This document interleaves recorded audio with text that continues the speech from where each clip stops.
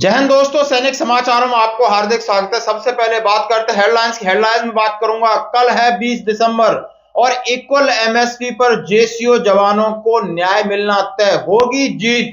फिर एमओडी का आगे क्या होगा कदम और कौन सी चलेगी चाल। हाँ जी दोस्तों, बिल्कुल सही बात है। दूसरी खबर करते हैं कि नायब सूबेदार का रेलवे स्टेशन पर पैर हिलाओ, पैर चूका, दो हिस्सों में बट गए, मातम और हो गए शहीद। खबरें करते विस्तार से। सबसे पहले मैं बात करूंगा इक्वल मिलिट्री सर्विस पे के ऊपर। जैसा कि कल 20 तारीख है, 20 दिसंबर है और माननीय हाई कोर्ट दिल्ली में उसकी सुनवाई है। जैसा कि पिछली सुनवाई के ऊपर उनकी बहुत सारी हेयरिंग, बहुत सारा आर्गुमेंट, बहुत सारा डिस्कशन हो गया था और रक्षा मंत्रालय के जो भी उनके वकील हैं उन्होंने अपनी बात रखनी थी।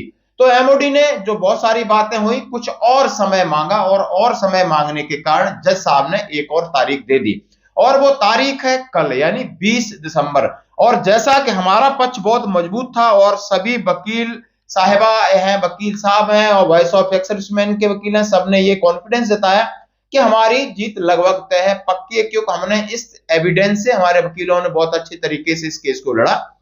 जैसे कि इस केस के बारे में बोला कि आगे क्या होता है यदि दिल्ली हाई कोर्ट हमारे पक्ष में निर्णय देता है तो क्या एमओडी स्वीकार करेगी, क्या एमओडी सभी की एमएसपी बराबर करेगी? हाँ जी, नहीं, ये चलेगी एक और चाल। और वहां के एक पदाधिकारी ने सीधा सीधा स्टेटमेंट दिया, इसके बारे में मैं आप बात करना चाहता हूं।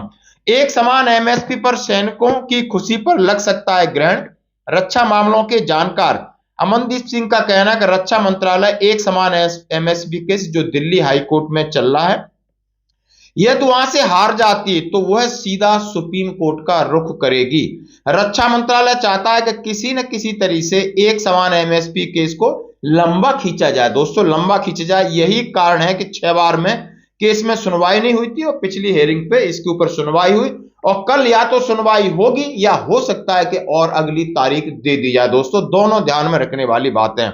और उन्होंने कहा कि रक्षा मंत्रालय हार जाता है तो वो सुप्रीम कोर्ट में जाएगा, क्योंकि ये बड़ा दावा है किया है। एक अमनदीप सिंह का कहना है कि दिल्ली हाई कोर्ट में पूर्व सैनिकों की जीत तो पक्की है, लेकिन जीत की खुशी में ग्रहण लग सकता है कि दिल्ली हाई कोर्ट के बाद माननीय सुप्रीम कोर्ट का सामना भी करना पड़ेगा और वहां पर भी केस चलेगा, फिर तारीखें मिलेंगी। पहले यहां का जजमेंट का कल करना होगा इंतजार। जैसा कि दोस्तों रक्षा मंत्रालय के बारे में बता दें तो यही केस आज से 2018 में रक्षा मंत्रालय इसकी अनुशंसा करती थी कि एमएसपी को बढ़ाया जाए, लेकिन उनका बढ़ाने का तरीका यह था कि जेसीओ को एमएसपी 10,500 कर दी जाए और यह मामला वहां के सीडीएस साहब या जनरल साहब, तीनों सेनाओं के अध्यक्ष ने भी प्रेशर डाला था और रक्षा मंत्रालय मान गया था, लेकिन वित्त मंत्रालय ने इसको नकार दिया था। इसकी भी खबर मैं आपके सामने लेके आ रहा हूं। तो यानी मामला बड़ा पेचीदा है, बड़ा गंभीर है, लेकिन जवान की जो साहस है, जो लगातार इसके ऊपर कोर्ट के ऊपर दबाव बनाए हुए हैं, लगातार हेयरिंग हो रही है और इससे हमें कल इस जीत की पूरी पूरी उम्मीद है। और आगे क्या होगा ये मैंने आपके साथ शेयर किया। दोस्तों, अभी हम बात करते हैं कि एक ऐसी चूक की जो कि हमारे साथ कभी भी हो सकती है, यानी हम ट्रेन में हमारा सफर रहता है। कल सेना के एक नायब सूबेदार साहब, जरा इनका आप फेस देखिए, घर से छुट्टी काट के जा रहे थे और उनको ग्वालियर रेलवे स्टेशन पर इनके साथ क्या होता है जरा पेपर में निकला है। फिर वहां से सैनिक संगठन इनके घर गए, रेलवे स्टेशन गए और जरा घर के भी आप वीडियो दे सकते हो। उनके शरीर का वीडियो मैं नहीं दिखा सकता कि वो दो हिस्सों में बट चुके हैं। दोस्तों, लिखा है कि चलती ट्रेन में चढ़ने का प्रयास में संतुलन बिगड़ा, दो हिस्सों में बट गया सेना का जवान।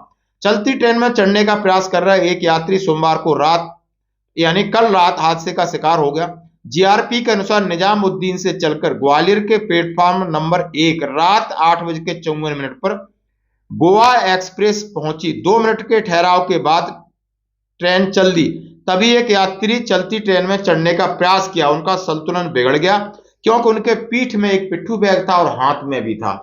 और दोस्तों, पिट्ठू बैग कहीं ना कहीं आपको कोई ना कोई खींचेगा, कहीं ना कहीं फंस गया होगा और वो वहां से चढ़ नहीं पाए और नीचे चले जाते हैं। दोस्तों, यात्री के गिरने पर लोगों ने चैन पुलिंग की। इसमें गोवा एक्सप्रेस करीब 24 मिनट प्लेटफॉर्म पर खड़ी रही।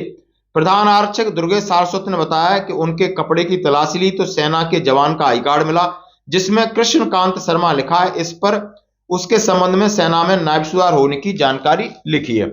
अब ये जानकारी पेपर की है। फिर हमारा एक सैनिक संगठन उनके गांव और घर गया, आप देख सकते हो उसकी वीडियो, उनकी पूरी तस्वीर जो सेना की वर्दी में, घर में कितना मातम है, घर से निकले थे छुट्टी काट कर।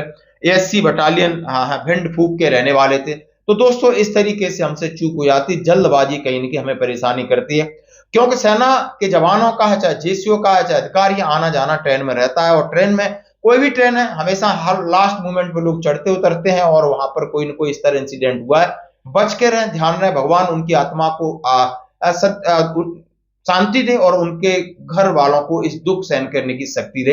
धन्यवाद दोस्तों।